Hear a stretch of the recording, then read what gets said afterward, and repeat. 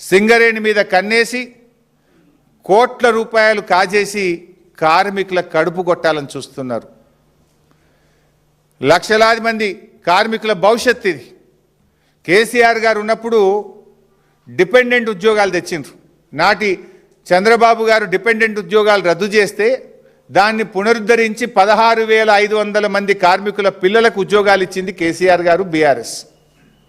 మీరు వచ్చిన అప్పుడు కేసీఆర్ గారు ఉన్నప్పుడు నెల నెల మెడికల్ ఇన్వాలిడేషన్ ఉండేది, ఎగ్జామినేషన్ ఉండేది, మెడికల్ బోర్డు మీటింగ్ పెట్టేది. కానీ కాంగ్రెస్ వచ్చినాక ఆ బోర్డు మీటింగ్లు అంతా కూడా 2-3 అయినాయి. కేసీఆర్ గారు 16,500 ఉద్యోగాలు ఇస్తే మీరు పెట్టిందే 2 సార్లు మెడికల్ బోర్డు, అందులో 95% రిజెక్ట్ చేసి 100 మందికి కూడా ఉద్యోగాలు ఇవ్వలే. మీరు కార్మికులను మోసం చేస్తున్నారు. మీరు కేసీఆర్ గారు అసెంబ్లీలో ఒకసారి సింగరేణి కార్మికుల గురించి గొప్పగా మాట్లాడినారు. నేనున్న అసెంబ్లీలో రోజు, అరే వాళ్ళు పాపం దుమ్ము ధూళి అండర్ గ్రౌండ్లో ఆక్సిజన్ లేని చోట పోయి ప్రాణాలకు తెగించి కొట్లాడతారు, వీళ్ళకి మంచి వైద్యం అందాలని కేసీఆర్ గారు ఆలోచించారు. కాంగ్రెస్ వచ్చినాక ఇవాళ అపోలో ఆసుపత్రిలో కానీ, స్టార్ ఆసుపత్రిలో కానీ, యశోదాలో కానీ, కిమ్స్లో వైద్యం బంద్ అయిపోయింది సింగరేణి కార్మికులకు. వాళ్ళకి ఏమంటారు, ఎంపానల్మెంట్ తీసేసిండ్రు. ఇప్పుడు నిమ్స్కు పోండి లేకపోతే ఉస్మానియాకు పోండి అంటుండ్రు.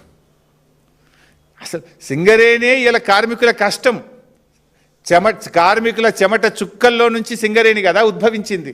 ఆ కార్మికులకు ప్రాణాలకు తెగించి సింగరేణి కోసం పనిచేసే కార్మికులకు వైద్యాన్ని కూడా దూరం చేసిన ప్రభుత్వం ఈ కాంగ్రెస్ ప్రభుత్వం. అరే కొన్ని వేల మందికి కేసీఆర్ గారు ప్లాట్లు ఇచ్చిండ్రు, సింగరేణి ప్లాట్లు ఇచ్చి రెగ్యులరైజ్ చేసి వాళ్ళని ఒక ఇంటి వాళ్ళుగా కేసీఆర్ గారు చేస్తే 2 ఏళ్లలో కాంగ్రెస్ ప్రభుత్వం ఒక్క ప్లాట్ అన్ని ఇచ్చిందా? ఒక్కరికన్నా సర్టిఫికేట్ ఇచ్చిందా?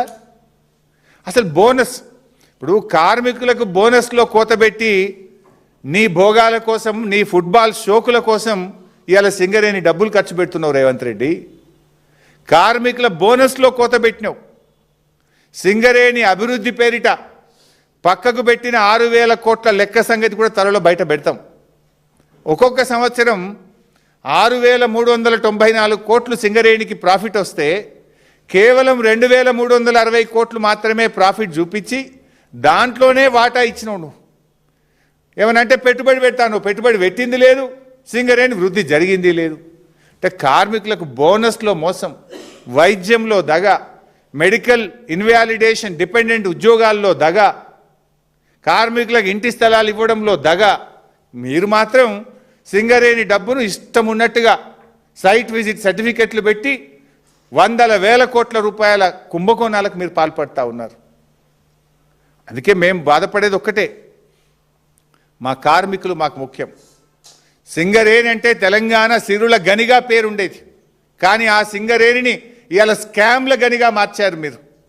కుంభకోణాల కేంద్రంగా ఆ సింగరేణిని మీరు మార్చారు. ఆనాటి యూపీఏ ప్రభుత్వం కోల్గేట్ స్కామ్ చేసింది, మరి నేటి మన కాంగ్రెస్ ప్రభుత్వం సింగరేణి కోల్ స్కామ్ పాల్పడ్డది. ఆనాటి బొగ్గు స్కామ్తోనే దేశంలో కాంగ్రెస్ ప్రభుత్వం పడిపోయింది. ఈ బొగ్గు స్కామ్తో ఈ రాష్ట్రంలో కాంగ్రెస్ పతనం ప్రారంభమైందని చెప్పి నేను చెప్పదలుచుకున్నా. ఇలా సింగరేణి కార్మికులు ఉద్యమంలో ప్రాణాలకు తెగించి కొట్లాడారు.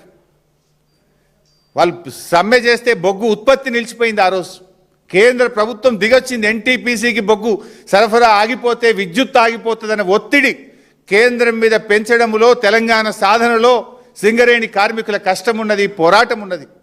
ఇలా ఆ కార్మికుల కడుపు కొడుతున్నావు నువ్వు, ఆ కార్మికుల నోరు కొడుతున్నావు, ఆ కార్మికుల చెమట చుక్కలను అవినీతిగా మార్చి మీరు కోట్ల రూపాయలు కొల్లగొడుతున్నారు. అది మా బాధ.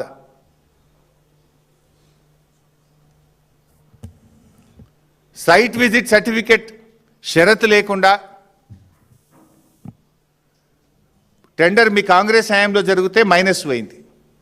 వెంటనే 3 నెలలకు సైట్ విజిట్ సర్టిఫికేట్తో టెండర్ జరిగితే ప్లస్ టెండర్లు అయినాయి. ఇది open shut and mouth case, open corruption, red హ్యాండెడ్గా కాంగ్రెస్ దొరికిపోయింది. ఇంకేం బుకాయిస్తారు? ఈమెయిల్స్ ఉన్నాయి, ఫోటోలు ఉన్నాయి, వాట్సాప్లు ఉన్నాయి, వీడియోలు ఉన్నాయి, ఇంకేం కావాలి? ఇంకా ఎంతకాలం బుకాయిస్తారు?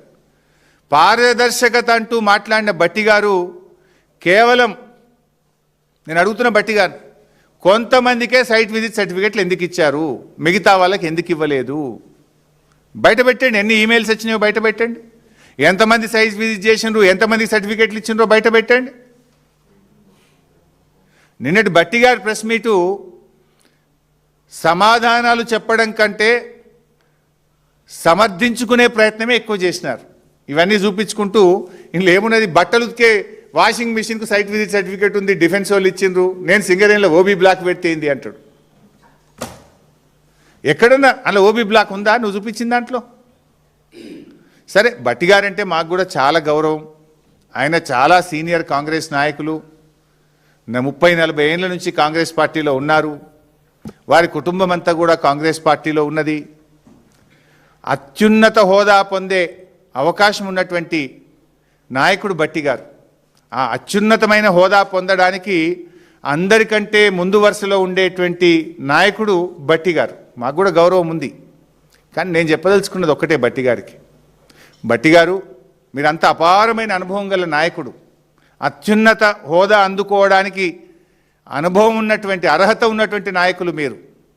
దయచేసి మీరు రేవంత్ రెడ్డి గారి కళ్ళల్లో ఆనందం కోసం పనిచేయకండి.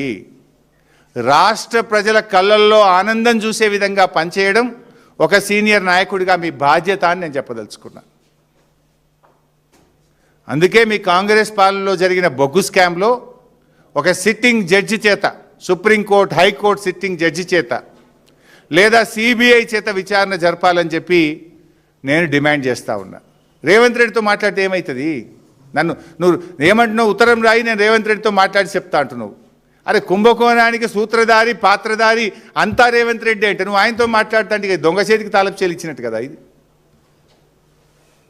అందువల్ల ముఖ్యమంత్రి స్థాయి వ్యక్తి మీద విచారణ జరగాలంటే అది కేంద్ర ప్రభుత్వ స్వతంత్ర ప్రతిపత్తి కలిగిన సంస్థ విచారణ జరపాలి. సెంట్రల్ విజిలెన్స్ కమిషనా, సిబిఐయా, ఒక సుప్రీంకోర్టు సిట్టింగ్ జడ్జి చేతనా, ఆ స్థాయిలో జరపండి.